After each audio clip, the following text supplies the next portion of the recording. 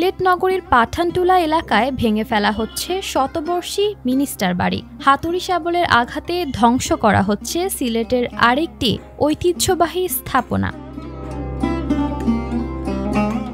ব্যবহার অনুপযোগী হয়ে যাওয়ায় মালিকপক্ষ ঐতিহাসিক এই ভবনটি ভাঙছে বলে জানা গেছে। তবে নান্দনিক স্থাপত্যশৈলীর প্রাচীন এই স্থাপনা ধ্বংস হওয়ার আক্ষেপ জানিয়েছেন অনেকেই।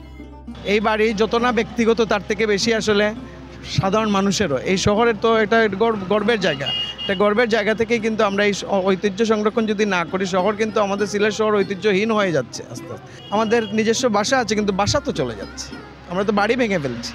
আমাদের এই বাড়িগুলো যেন থাকে, এর জন্যই আমরা দাঁড়িয়েছি এখানে। আমরা গত পরশুদিন দেখলাম যে হঠাৎ করে বাড়িতে ভেঙে ফেলা হচ্ছে। এই কারণ হিসাবে প্রত্নতাত্ত্বিক নিদর্শন নিয়ে যারা কাজ করেন তারা খোঁজ করে জানতে চাইলেন।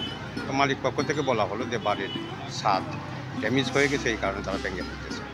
তো ছাদ ড্যামেজ হয়ে গেছে, ছাদ কিছু সংস্কার করে রাখা যেতে পারত। ব্রিটিশ আমলে আইনজীবী, শিক্ষাবিদ ও রাজনীতিবিদ আব্দুল হামিদ এ বাড়িটি নির্মাণ করেছিলেন। তিনি ছিলেন ব্রিটিশ ভারতের আসাম ব্যবস্থাপক সভার সদস্য ও শিক্ষামন্ত্রী। পরবর্তীতে 1947 থেকে 1954 সাল পর্যন্ত পূর্ব পাকিস্তানের শিক্ষামন্ত্রী হিসেবেও দায়িত্ব পালন করেন তিনি। তার কারণে বাড়িটি পরিচিত হয় মিনিস্টার বাড়ি নামে। তবে বাড়িটি কবে নির্মিত হয়েছিল এই বিষয়ে নিশ্চিত তথ্য পাওয়া যায়নি। স্থানীয়দের কেউ কেউ বলছেন এর বয়স শতবর্ষেরও বেশি।